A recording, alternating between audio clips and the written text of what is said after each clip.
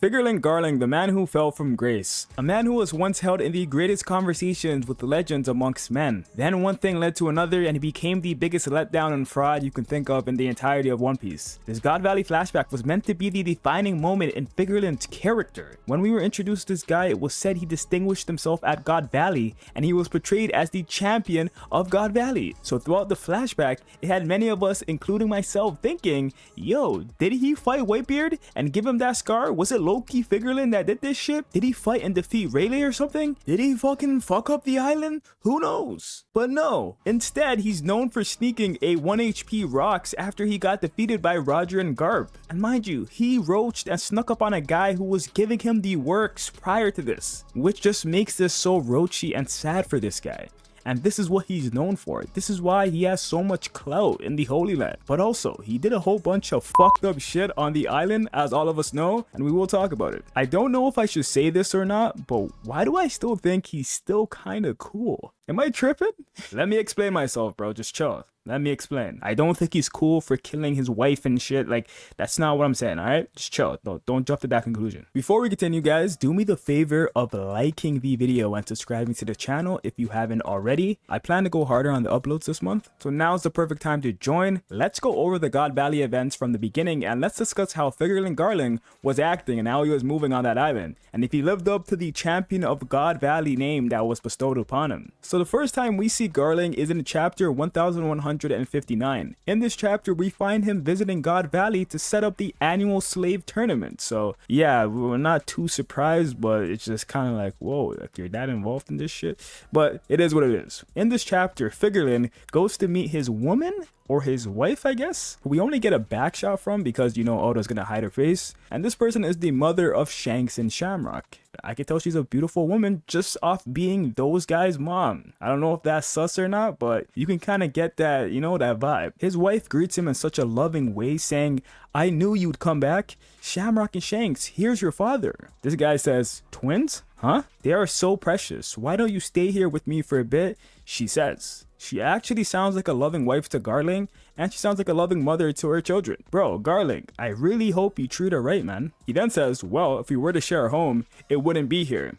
The island is about to be destroyed. When I first read this, I kind of thought, okay, why does this sound a bit sinister towards her? But he's surely gonna take the mother of his kids to safety with his children, right? But then he tells her, I already secured a worthy bride for myself and placed the order. She will be mine provided I triumph in the upcoming tournament. Okay, so you got yourself another bride? That's fucked up, Figarland. But that wasn't what threw me off when I read this. He said, I placed the order, and you see the world government ships arriving at God Valley. Why the fuck is he saying, I placed the order? As if this is DoorDash or some shit, and he's ordering food to God Valley. The man ordered a woman as if she is a number 9 combo on a KFC menu. Okay, if I'm his wife, I'm probably thinking, wow, so you're really cheating on me, Garling? You're gone all this time fucking these bitches, doing whatever the fuck you want? You're not gonna provide for us? And say some shit along the lines like all men are trash or something? And then he probably will let her live out her days as a single mother somewhere. Like you'll take her off the island. Cause you know, she's still the mother of your children, Garling. But instead,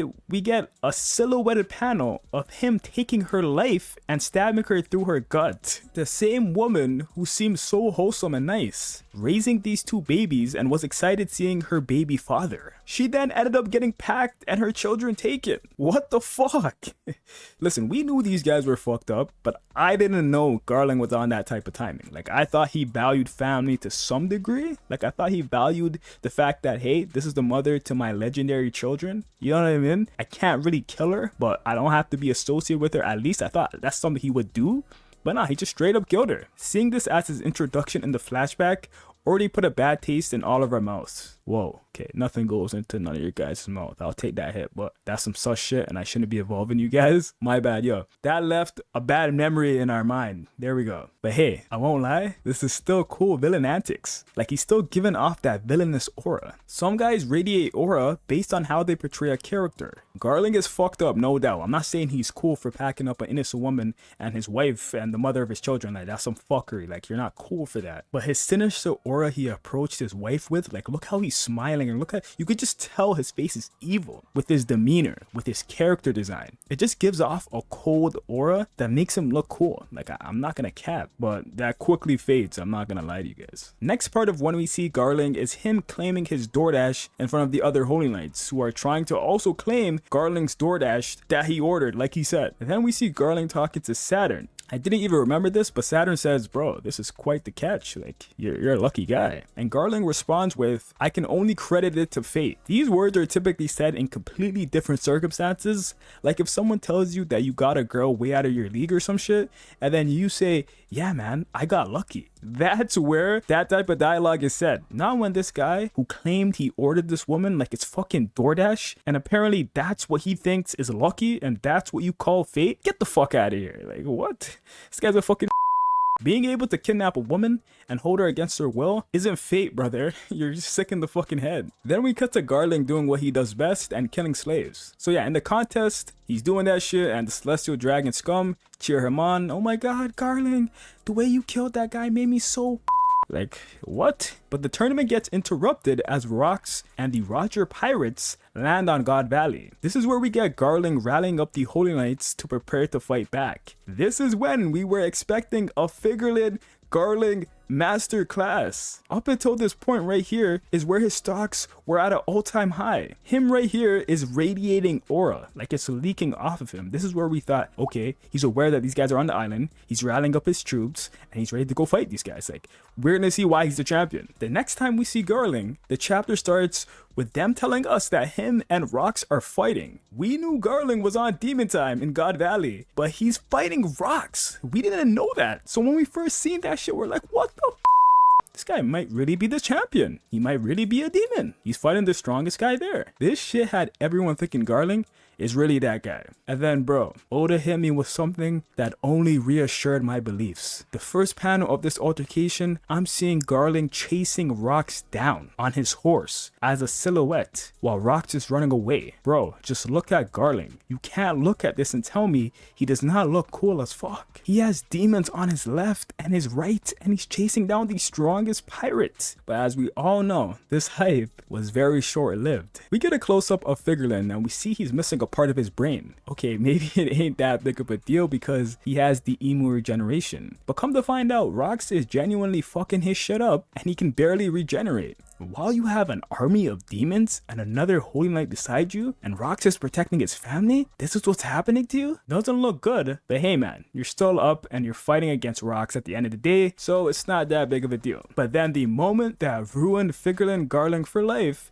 and killed majority of his fan base in a single moment is what we're about to see next. Rocks decided to stop running and decided to fight while his family escaped. Garling, seeing that, seems to be excited and is anticipating his next attack with a smile on his face. This will lead you to believe that, okay, maybe Garling can do something since he's this confident. And brother, when I tell you what we see next is some of the most violation I ever seen from someone we expected to at least do something, is insane. Rocks charges up a sword slash and he ends up slashing through the island. We don't know what happened until later in the chapter. We don't get anything but a single panel that speaks a million words. Like, Oda didn't need too much dialogue. He didn't need too much panels showcasing like what really happened, like them going back and forth. He just showed us Rocks standing with his sword sticking in the ground with an all black silhouette and only his eyes showing, like his eyes were glowing, telling Garling, how dare you go after my family, while all the demons, including Garling, lay on the ground on life support. Look at Garling, bro. He got taken out and is yelling, damn it, while he coughs up blood. Rock stopped running, he took this shit serious and just one-tapped him. The champion of God Valley. That's what just happened to him. This attack right here is what sidelines him for the rest of the arc, by the way, until one particular moment. Before we talk about that event, I won't lie, I thought Garling was hella cool and had so much aura, but this scene just stripped away majority of his aura to me, like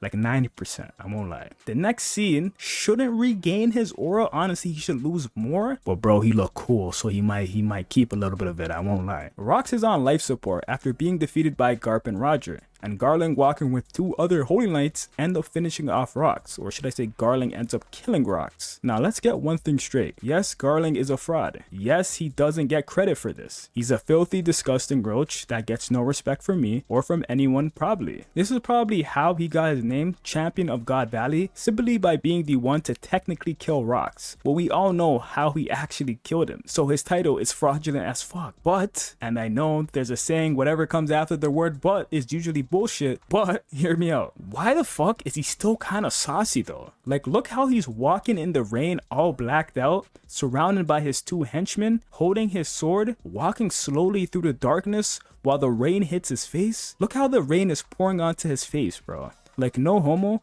but this guy is handsome. No hating shit. I didn't know a man could do some rat and roachy shit, but still kind of have aura doing so, if that makes sense. Even in the latest chapter, bro, the man was farming some subtle aura. The all black fit, while his arms are crossed, while he's just talking shit to Harold. The beard's not as ridiculous as we know it is right now, making him just look clean. Listen, I'm not even a Garling fan, but I merely made this video to acknowledge that the man is one of the most fraudulent characters in the series. He still low-key has some aura when I see him, and he's still low-key a good villain. He has a big name, has accomplishments said about him. He does a lot of twisted and slimy stuff. Even though there are terrible things, people that he chose with don't view it like that, so he gets more hype than he should get. He does all that while giving off an evil charm, which to me makes him still a cool villain. Like, he can be a fraud, but I still think Oda set up a really good antagonist in the future that had impact on one of the greatest events in One Piece, and has an impact on one of the most important characters in One Piece. Especially in the present time, he became a Gorosei, and it looks like Oda even had greater plans for him and for his character. And when he walked into that Gorosei room and sat down with his legs crossed, we can all admit he had a lot of aura doing that, and we all thought it was cool when we first seen that scene. As fraudulent as the man is, his character is still very interesting and very impactful. I think Oda is doing a good job building a very hateable but cool villain.